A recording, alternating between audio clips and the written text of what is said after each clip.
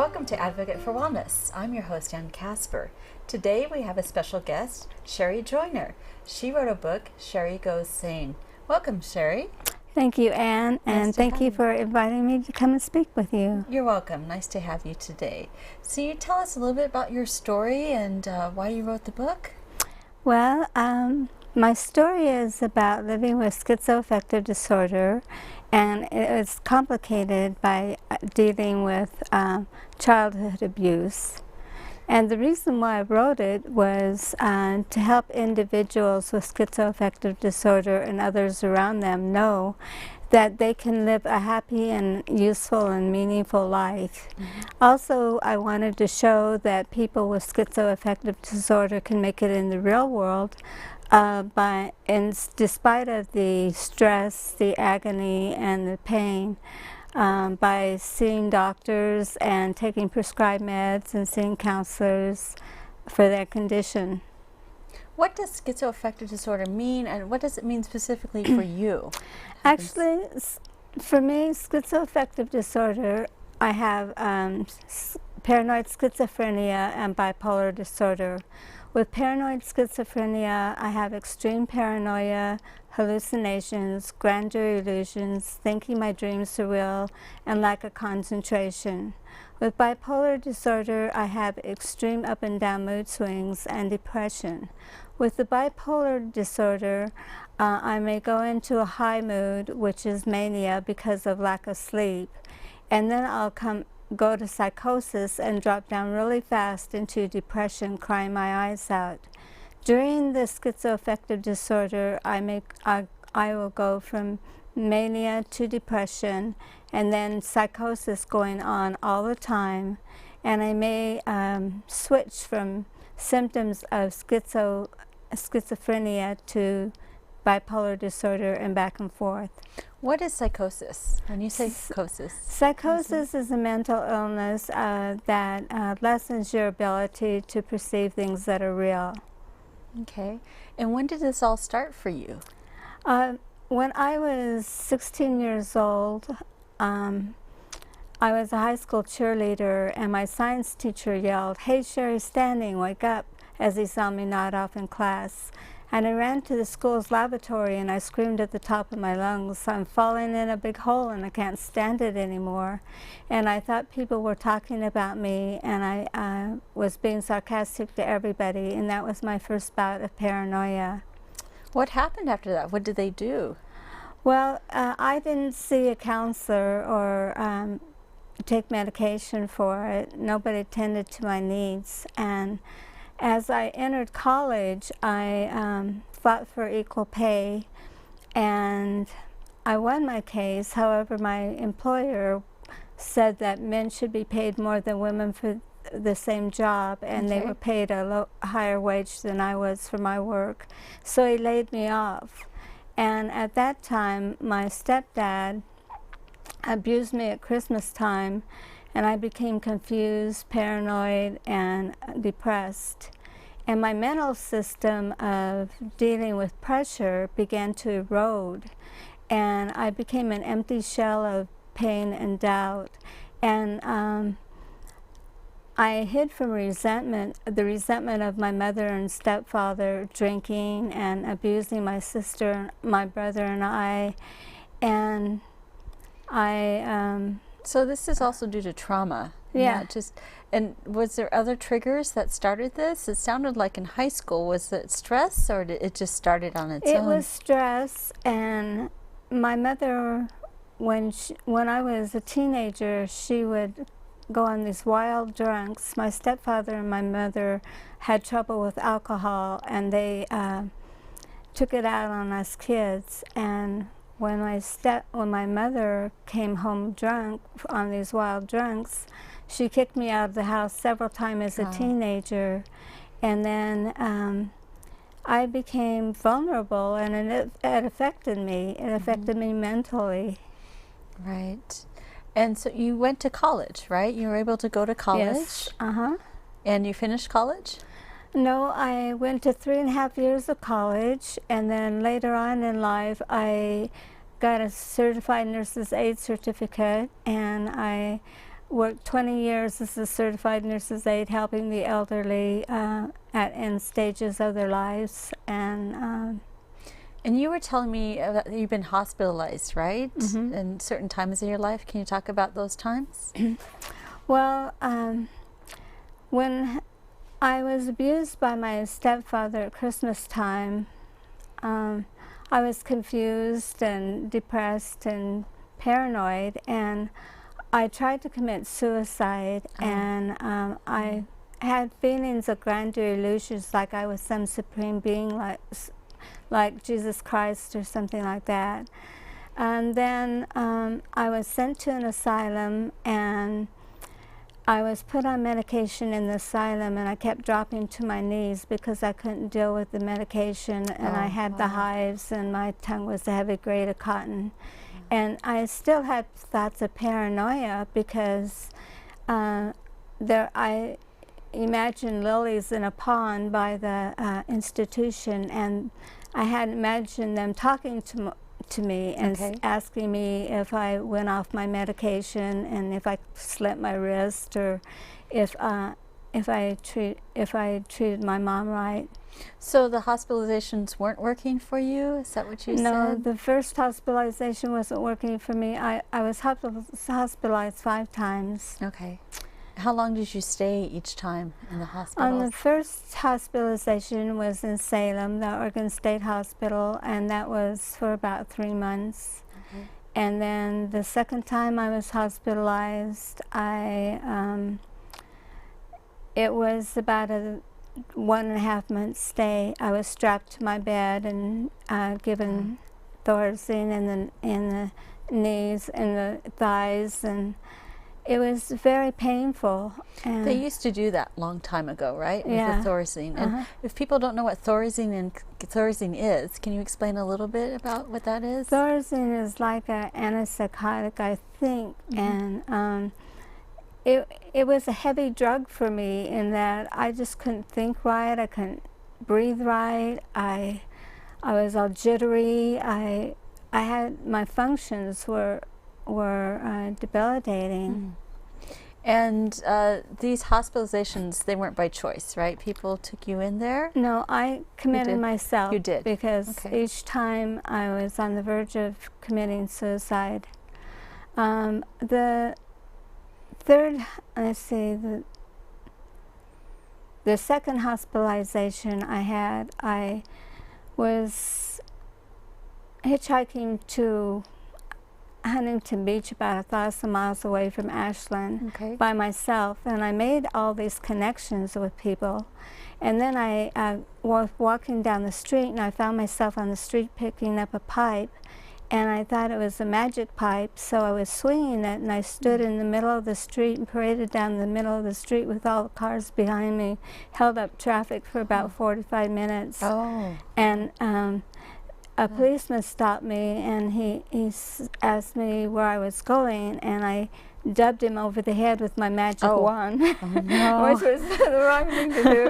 And he said, where are you going? And I told him I was Miss Jesus Christ Sherry Standing, and the Standing was my last name at the time. So he says, okay, you're coming with me. And then he asked me where my home was, and I didn't tell him, so he took me to a mental health facility. And there they gave me Thorazine in the thighs again, and rubbed my wrists raw in the restraints they put me in, and I was in so much pain, and I didn't think I was going to make it. Then I was sent to another facility. And somehow you ended up back in Oregon again, then later on? Yeah, later on I made it back to Oregon. I took a bus and ended up in Roseburg for a while, and then I went back to Illinois and lived there because my boyfriend, who had met me on the beach, asked me to come and live with him, so in Illinois. So we lived above him and his brother and his wife and kids. And were you doing okay mentally when you were in Illinois? I Illinois? was doing pretty good mentally for a while, and then what happened was I had a bladder infection, and I was taking psychotropic drugs, and the bladder infection was interfering with my psychotropic drugs. Oh, okay. So my psych doctor, who was seeing me for mental illness there, took me off the psychotropic drugs, and I began to hallucinate and shake. And what I did was, in my real world, I built a dollhouse, and I built a card table with fingers pointing to the middle of it. Okay. Then I starred in the role of Dulcinea, our school's play that I directed. Then I memorized all the lines to Charlotte in the Marat Decide, and also our school play. And I did this in about a 3 or 4 week period of time, and my mind was overstimulated, and I was doing all these activities that I couldn't really adjust to. So in my psychotic world, I built a voodoo hut with toothpicks to hex my boyfriend Joe. Oh, okay. Yeah. So that didn't work out. So then I admitted myself to the hospital because I knew everything was going haywire in my mind, and I knew from the last hospitalizations that's probably what I should have done. And then I was strapped to my beds again, and they injected me with medicine in my thighs. And you came out of it. And I think now it looks like you have a very good life, right? Yes, I do. With coping skills. What are some of the coping skills that you use? Some of the coping skills I use are acceptance, for one thing. For acceptance, after 5 hospitalizations and 3 suicide attempts, I knew that I counted and other people counted. There were people in this world who were suffering from disease, violence, and abandonment, and they too had their story to be told. And so I read uplifting books like Your Erroneous Zones and The Power of Intention by Wayne W. Dyer, and the Book of Awakening by Mark Napo, and I knew that I could understand my disease and accept it by living in the now and living in my present moments and forgetting about the past and not reliving the past. And then trying to help people from going off the deep end, I was able to better my condition and to learn to cope. How did you help people not go off the deep end? Well, I help people from not going off the deep end by becoming a lecturer in the psych ward for NAMI. So you actually go into the psych wards and talk to people? I go into the psych wards, I talk to them, I give them a meditation exercise, I tell them about my methods I use in helping me with my experiences with mental illness, and I help them. It must be very powerful for them to see someone doing well coming into the psychiatric ward. Yes, it's very uplifting, and they say I'm inspirational, which is really a good thing too. Yes. Yeah. And you're also an artist, right? Is yes, that I am. Part of your coping also? My coping has really helped me because when I work on a picture, I get out my paints and I go through a process of working through my problems and getting rid of my problems and then seeing the beauty that I created. And also I get rid of my past judgments and the worries and the guilt and the mistakes of the past as I paint. And other people really like your paintings too, right? So it's something you can show the world how you're doing. We have a few paintings we'd like to show. Okay. All right, so we have our first painting here, A Winter Rose. Can you talk about this, please? Yes, I painted that in the winter time when I was in Illinois. I was deciding whether I would go with one brother or the other. And I was also being hospitalized during that time that I was thinking about painting this picture. And when I was in the hospital, everything was so vacant to me, and I didn't know why I was put in there. I was having such strange migraines, and when I had a migraine, I couldn't see right, I couldn't think right, and I was just having a lot of problems. And so I wanted to create something beautiful within myself and and point out what the beauty was of that time of year and what it was to me. And were you trained as a painter, or did you just learn on your own? Well, when I was in grade school, I took colored chalk, and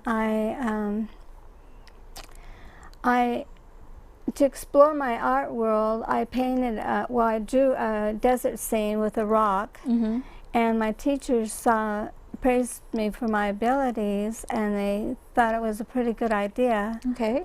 So they really liked that, and then when I was a teenager, at 16 years old, I had 2 Keen's paintings in my bedroom, and Keen was the painter who did the children with the big eyes with moisture in their pupils like they could cry. Okay. And I tried to paint like Keen, and I tried to paint away my dysfunctional teenage years and make meaningful expressions of myself. Okay. We have another painting now. Mm-hmm. And can you talk about this one, please? The African American lady. The African American lady, I painted because there was so much suffering during that time for African Americans, and people who had mental illness during that time weren't really tended to. There was nothing they could do. They were treated mentally cruel, and there was such suffering, and I wanted to paint her because she was beautiful. Mm. Very nice. And the next one, In Memory of Renoir. In memory of Renoir. Well, I call this Renoir, reproducing the masters and then moving on to my own style, because when I painted it, I was moving on to my own style and a looser, creative, more style. And it reminded me of my mother because she wore really nice clothes and she wore lipstick and makeup, and she painted. She was an oil painter, and she bought me books of Renoir and Van Gogh, and I really loved her for that. And I chose this painting to be painted because it had an animal in the picture, and animals are so healing to people with mental illness. Do you have an animal yourself? Yes, I had a dog named Dinky, and Dinky was with me for 17 years. He was my constant companion. He brought such joy and love to me, and he kept me out of the hospital for 17 years. Wow. And when Dinky came over from Panama with this sweetheart named Sweetie, which was a Cocker Spaniel, she was sick and dying, and Dinky saw me crying, and he put his paw over my right eye to stop me from crying. And I knew then that I had acceptance and love. Yes, pets are very important for people with mental health issues, yeah, I think. They are. And the next painting, I don't know how to say this name, so... Jean Pessoa. All right, and where did you paint this? I painted this because when I went to Jean Pessoa, Brazil, it's the northern tip of Brazil, and my mom was half Brazil. My mom was full-blooded Brazilian, and I was half Brazilian. And I was infatuated with the light tan, golden bronze, leather black faces in the crowds. And I painted this picture, and the multitudes of prejudices hadn't sunk into the culture yet, and I had this feeling of harmony and wellness when I painted it. I swam in the turquoise, warm Atlantic Ocean, and a wave of forgiveness came over my head, and I was able to forgive the past and think back to the United States and everything, all the animosity that I had as a teacher when I was working with children, and all the pent-up feelings were gone. They had vanished, and everything was so minute. Okay. So forgiveness has come. It's another of those skills that you work on, right? To keep healthy. And the next one we have is Julie Fast. And who is Julie Fast? Julie Fast is a best-selling mental health author of bipolar books. And I met her on a Willamette Writers meeting, and she told me about NAMI. She was a big influence in my life. And NAMI is the National Alliance on Mental Illness? Yes. NAMI? Yes. NAMI, okay. And she told me about NAMI, so I became a lecturer and an inner own voice speaker for NAMI. Great. We have another one. It's called Mardi Gras. Is Yes. this from Brazil also? Yes. Okay.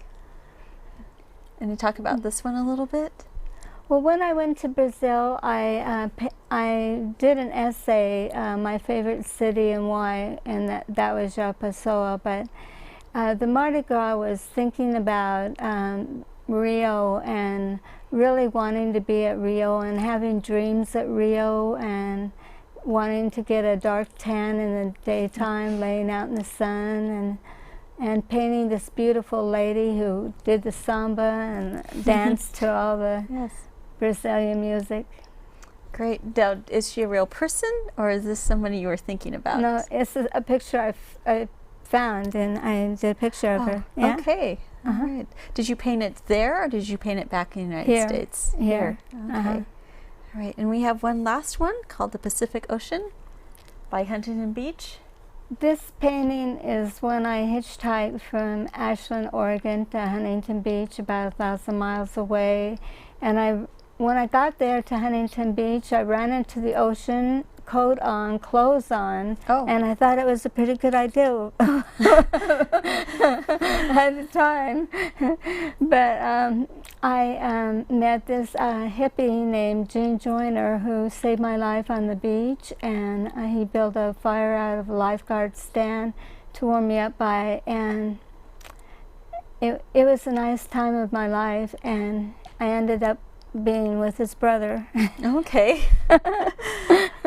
Well, it sounds like you've had a lot of people along the way help you. How do you find these people? They find you? Or how does it work? They found me, but my sister and my Dr. Smith and Dr. Todd Ransford and Dr. Simon Setti, my doctors, and my husband Joe have really come to the forefront for me and really helped me with my disease and with my complications and with dealing with stress and paranoia and everything like that. You're very brave to go out in public and talk about your illness and your challenges, and also very brave to write the book. So thank you. How did you write? Did you write every day for a short time, or how did you write the book? It must have been very emotional also. Well, I began my autobiography in 1999, and I had wrote about the bad times, about the bad relationships, about my mother's death and my brother's death, who had died tragically. I had wrote about the hospitalizations, my suicide attempts, but I wanted to write about something that was funny in my life, you know, something happy, ending with a happy note. All right. So I wrote about the children at the daycare where I taught, the laughter and the smiles of the people who I helped as a nurse's aide. And so you had bright spots in your life too. It wasn't just all dark. Yes. Right. And do you have any advice for people with schizoaffective disorder? Do you have any advice for them? Well, I'd say just keep trying every day. Every day is going to be a different day, and you can take care of yourself by seeing counselors and doctors and taking medication for your illness. And you have good friends too, right, that support you? And friends and family will support you, and just hang in there and just be the best you can. Great. People will always help you. Do you have anything else you'd like to say before we close? Well, I want to thank everybody for listening to my talk here, and my book is a book about pain, about joy, about feelings, And you'll learn a lot about schizoaffective disorder reading my book. And it's an inspirational book. It's a book about life affirming, and it's a good book. It's a good book. Great. Well, thank you for joining us today here, Sherry. Really appreciate it, and listening to your very deep story. Thank you for sharing that. Thank you. And thank you for joining us on Advocate for Wellness. We'll see you next time.